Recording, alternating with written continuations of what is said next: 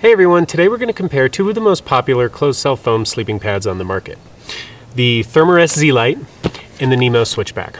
It can be hard to choose which one is right for you, but hopefully by the end of this video you'll be able to do just that. If you're interested in one or even both of these pads or learning more, we've done full-length video reviews and you can find the links to those video reviews in the description below.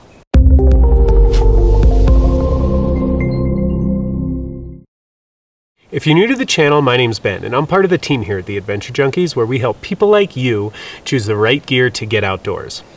If you want to learn more, visit our website at www.theadventurejunkies.com. Now, let's move on to what you're really here for. Let's compare the Thermarest Lite to the NEMO Switchback. So this is the Thermarest Lite. This is what most people think of when they think of a closed-cell foam pad. Folds up, Z-style. And this design's been around a long time, and it's one of the best sellers, and it's won a bunch of awards. This is the NEMO Switchback, NEMO's take on the closed-cell foam pad. So let's talk about specs. Let's start with price. These are two of the most affordable sleeping pads on the market, and that's one reason people really like closed-cell foam pads. They're some of the most affordable in the category for sure.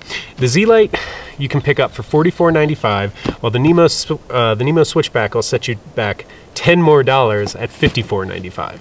So both of these pads are really light, and that's another reason people really like closed-cell foam. So the Z-Lite's going to be 14 ounces or 410 grams, while the NEMO Switchback comes in at just a ½ ounce more at 14.5 ounces or 415 grams. So let's talk about packability, and to do that, let's take them out of the packaging. Now I will say, we've had plenty of nights on both these pads, and when I say we, I mean me. But we keep the packaging and we just rebox everything before we shoot these reviews. So, all right. One of the downsides to closed-cell foam pads, in my opinion, is that you're never going to fit these inside your pack. These are almost always going to be strapped to the outside of your pack. And I don't like strapping things to the outside of my pack. That's just a personal decision. So, in terms of packability, the NEMO Switchback does fold down better and it stays together better. And that's due to the design of these nodes and the way everything nests. As you can see, the Z-Lite tends to want to come apart and like spread out. You don't have that with the Switchback. So it's not a huge difference in thickness, but I do like the design of the Switchback a little better. All right, let's talk R-value. If you're not familiar with R-value is a standard unit of measurement that sleeping pad manufacturers use to give you an idea of how warm or how well insulating a sleeping pad is. Without going too much into it, the higher the number, the higher the R value, the warmer the sleeping pad is. So, not a huge difference between these two, but there is a difference. The Z-Lite has an R value of 1.7, and the Switchback has an R value of 2.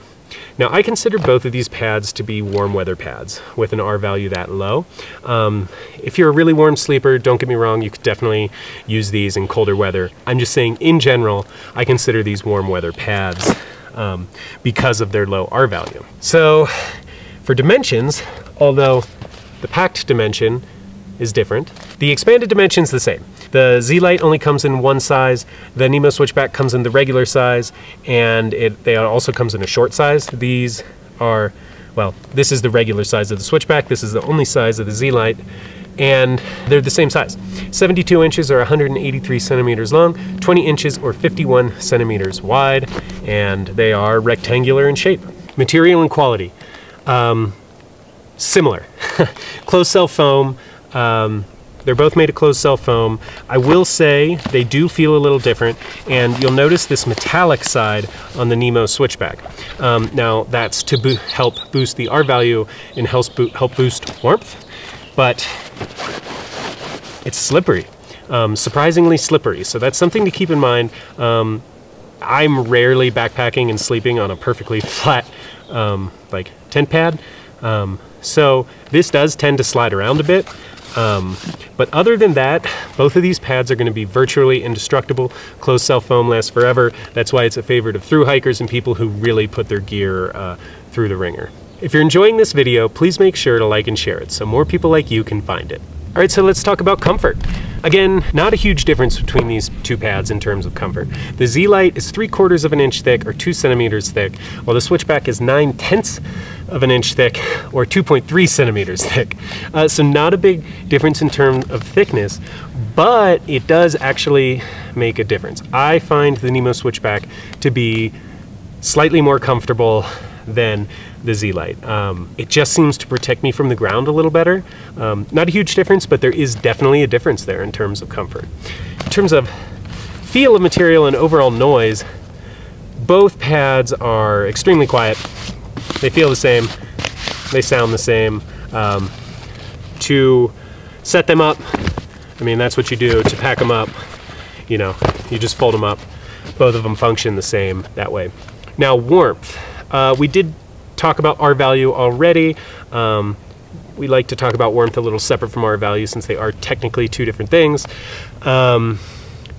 But you can't talk about warmth without talking about R value. So the Z-Lite has an R value of 1.7, while the NEMO Switchback has an R value of 2, and that falls in line with our tested warmth. I do find the NEMO Switchback to be the warmer sleeping pad. Again, with closed cell foam pads like this, there is no inflation or deflation or valve to worry about, and that's one reason that people like these pads.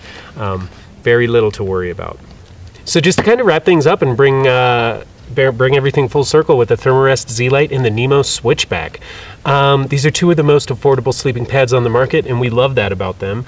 The Z-Lite retails for $44.95, and the NEMO Switchback will cost you $10 more at $54.95.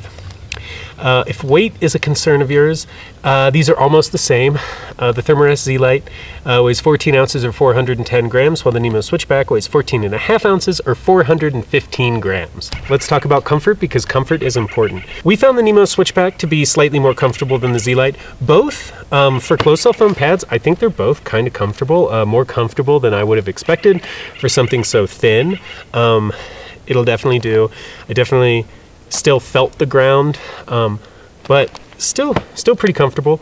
That could be due to the thickness difference between the two pads. The Z-Lite is 3/4 of an inch thick, while the NEMO Switchback is 9/10 of an inch thick. Not a huge difference, but when you're talking about comfort, a small difference could be a big difference, I guess. Now, warmth. So again, not a big difference in the warmth of either pad. The Z-Lite has an R value of 1.7. The Switchback has an R value of 2. That makes these solidly warm weather sleeping pads unless you are a warm sleeper. We did find that slightly higher R value of the Switchback to make a difference. The Switchback did sleep a little warmer compared to the Z-Lite. So neither pad requires inflation or deflation. Doesn't have a valve. No big deal there. So both are extremely easy to deploy and pack up and put away, although you do have to strap them to the outside of your pack, so that's not great. Who's each pad for? I think both of these pads are for the same type of adventurer. Anyone on a budget, first and foremost. True hikers, anyone who needs a sleeping pad that is virtually indestructible, who can't risk deflation or delamination on the trail.